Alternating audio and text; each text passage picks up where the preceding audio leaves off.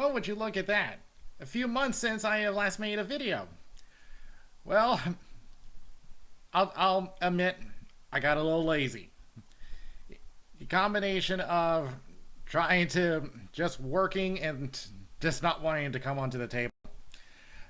But got enough energy to at least do this video for you, and for very good reason. But before I get into the conventions, let me tell you what I have been doing. I have actually started taking flying lessons. There was a flight school that opened up in my town, and I decided I want to go for my license there. So I've already taken 6 lessons in the Cessna 172, the most popular plane in the world. And we're getting close to the point where I'm about to get to my solo flight. So far my the things that I've learned, of course, with the basics: takeoff, maneuvering, slow flight, stall, steep turns. We're now working on the landings, but once we get all those smoothed out, I gotta do the solo flight, which means I have to do 3 takeoffs and 3 landings, all by myself. No one in the plane with me. And I've had to get a lot of reading material. Like, for example, I have this oral guide which has test questions. I have this book. A whole lot of chapters, but it's pretty much basic operations, and as well as navigation, which is something for another day. And this book, which has every single FAA regulation in the country. I don't have to learn every single thing in this thing, because it covers everything from airplanes to, what do we got? Ultralights, sports planes, helicopters. So just about everything. Of course, like I said, I don't have to read the whole thing.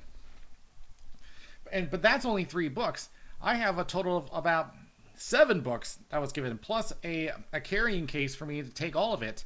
And it also comes with a pilot log, which records all of my flights. So, but I will keep you up to date with what's going on with that. But let's go into what you really want to hear about, and that is the upcoming conventions. Now, I did attend Megaplex, and for me, I thought it was all right. Of course, I had to wear a mask the entire time at the convention, even though I was vaccinated. But of course, it's their rules, and there was some controversy. Everyone's talking about whether they should have held it, but the fact of the matter is, they had a contract they got to fill out, and they really couldn't enforce a vaccine mandate there because of Ron DeSantis, the governor of Florida. So because of him, they could not do that. But they could have masks for themselves. Which, speaking of, well, I just got a weather alert in my area. What do you know? But so here's what we got. Of course, COVID continues to be a concern for the near future. And as a matter of fact, we take a look at the numbers. The good news is that those numbers are coming down. Granted, not at the point that we like right now, but it is trending downward. And with my next convention, biggest little FurCon, which I will be going to next week. I will be arriving Wednesday. So here's what we got. I looked up the numbers for Washoe County in Reno.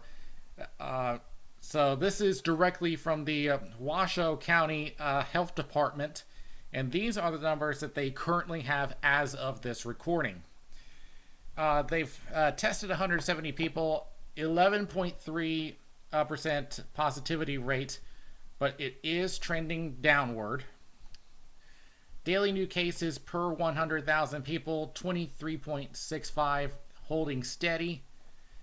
COVID medical interventions, which I assume is where they needed to go to a doctor, 133. And hospital bed use capacity, it is on the high side, 83.96, but is coming down. So they do assess their risk as high, which is actually in the middle of their range. It goes anywhere from low to severe. There's 5 levels. In fact, here is directly from the State of Nevada website. Now, the State of Nevada has a modified mask mandate. In order for them to get out of the mask mandate, the county has got to have 2 straight weeks of having a low transmission rate. As you can see, a lot of them are still on the high side. So, of course, we will have to wear masks no matter where we go inside any buildings, and of course, despite vaccination rates. So it's not only the convention that is requiring this mask mandate. The Grand Sierra also has to have this, mainly because of the state of Nevada. So, yeah, and just to give you the status of Washoe County, still on the high side. So, but if you are vaccinated, not too much to worry about. Remember that breakthrough cases is still rare and extremely unlikely that you'll need a hospital visit. Okay, so as far as BLFC is concerned, they do have some rules for COVID. This year, vaccinations are required. In the final dose, you must have already had your final dose by now. And you will need to sign a COVID-19 specific liability waiver. This is just for legal purposes. And if you are going to BLFC, you either need to bring your physical vaccine card to prove that you are vaccinated, or you can go to your phone and have an app that has a digital copy of your vaccine card. Like I have mine right here, but yeah, just bring that with you, and just with all the information of your vaccination in place, and it'll be okay for you. Like I got mine right here. Of course, I'm not going to show it to you right here on camera, just for privacy reasons. Now, masks are required, of course, like I said, because of the state of Nevada's mask mandate. Now, when I looked at this next one, I was not too happy about it because I thought it was overboard. But when I go back and think about it, they kind of have to, and that's that you have to wear your mask even if you are in fursuit. And I wouldn't be too happy with this because that one, like I said, I've already been fully vaccinated, and I understand that they're still trying to protect everyone from COVID.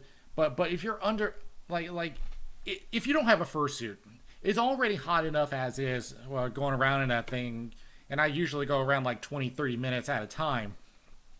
But when you have a mask right over it, it makes it even harder to breathe through that thing.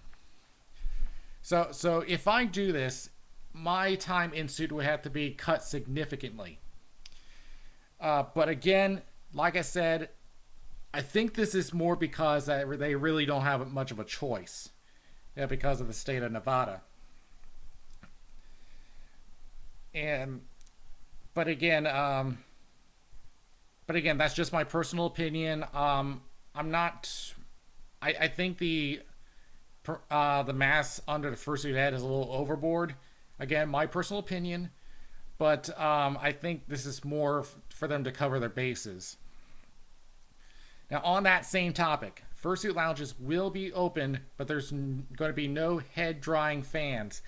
Now, just to clarify, there are going to be cooling stations around, but they aren't going to have anything specifically to put your head on for it to cool down, because they're afraid of spreading the virus that way.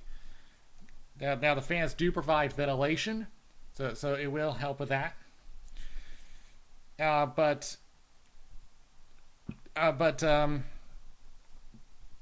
the best thing I can advise is to put your head upside down with the neck flaps open. That's pretty much the best advice I can give. But yeah, here's the thing with the vaccination. So, like I said, it is required. You must have already had your second shot by now. The requirement was back on October 7th. The proof of vaccination, you gotta have, like I said, either a physical copy of your card, a photo of your card, a photocopy, or like I said, a digital vaccine record of your vaccination card. Which my recommendation is to download an app called Clear. Just take a photocopy of your vaccine card, and it'll have a record right there on your phone. And remember that it must have your legal name, the brand of vaccine, and what dates that you received the vaccine. For those that are international, bring the document your country uses to record proof of vaccination, or picture or copy of that document. Any COVID vaccine governmentally approved for use in your home country will be accepted. Now, we did recently open up for those that are vaccinated from the European Union, and just today we have opened up the borders for Canada and Mexico, but again, just for those that are fully vaccinated. Like I said, liability waiver, you can either print one out at home, or there will be some available at the con.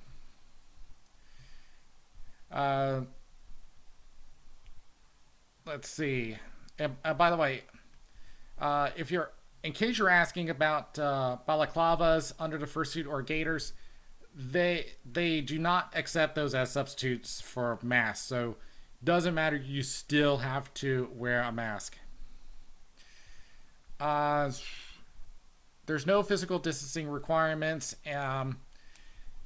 so you can go as close as you want, but I would advise, if people are still not comfortable with it, that you ask first. But if you are still not comfortable getting close to around people, my advice is that if you haven't already, you can either make a badge or a wristband with a traffic light system. Like if you want people to ask to come close, you can have a yellow badge, or if you still want to do the 6-foot distance rule, you can have a red badge. Now, in the case that you do develop symptoms, quarantine in your room, or return home early if possible. As far as exemptions, in accordance with the ADA, you may request a vaccine exemption for medical reasons, only medical. And let's see, there's a whole list of FAQs here if you want to take a look through all this. But just remember that the mask does not just apply to the con space. This also applies to the whole hotel itself, indoors, of course. Now,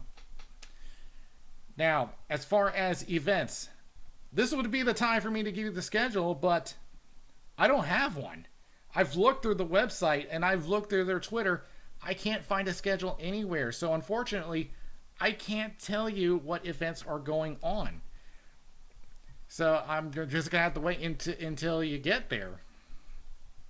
But what I can advise on you is two things. First off, the restaurants.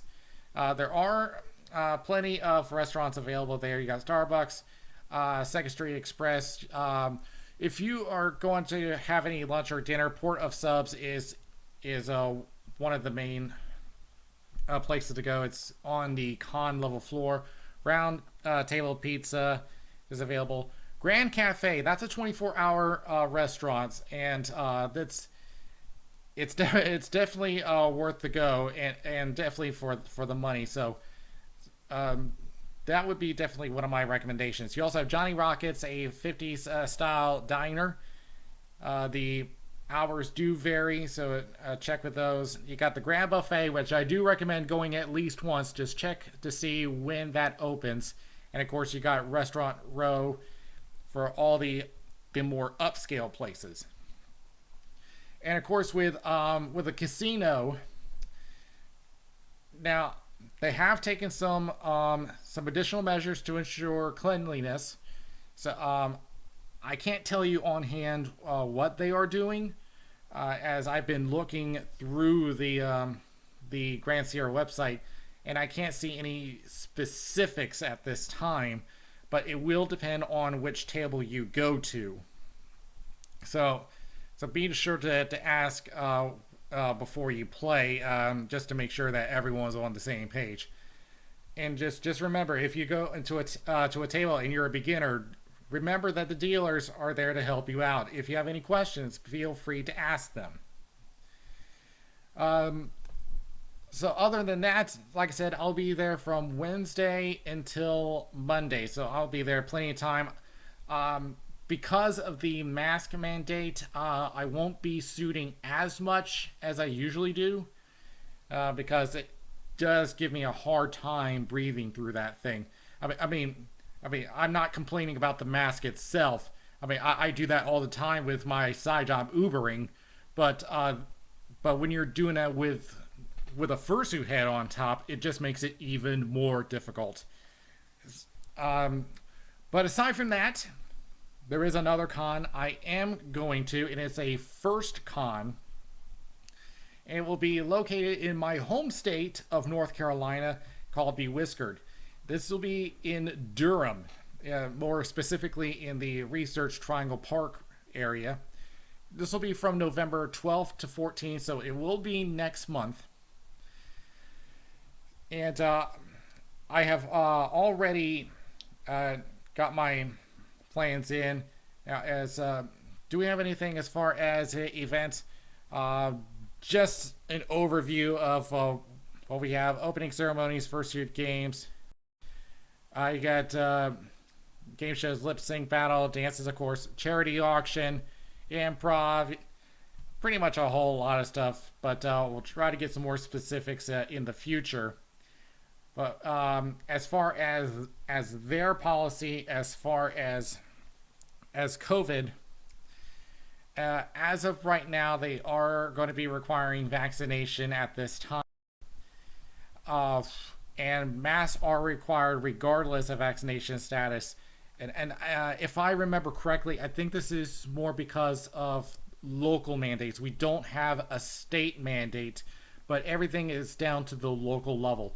Especially in Raleigh and a few of the suburbs, they do require masks themselves, and I think Durham is one of them. So unless things change, you will have to wear a mask. But there is one more thing as far as Bewhiskered, and it's that I will be one of the DJs there, and I am slated for one of the closing slots Sunday, November 14th at 11 p.m. So, yeah, this will be my second DJ show this year. And which I forgot to mention is that I had, I'm not doing DJing for BLFC, mainly because that's more my fault, that I forgot to send in my demo. But chances are I was probably not going to be picked anyway, because I had already DJ'd the previous edition of BLFC. So and they usually have a high amount of a request to play there, and they usually prioritize based on if you've played there before, and as well as try to diversify the genres. So chances are I was probably not going to be picked anyway, but that was partially my fault that I forgot to send in my demo. Okay, so that's pretty much it, and well, I will see everyone in Reno, and maybe I will not take 2 more months to make a new video. I'll see you guys later.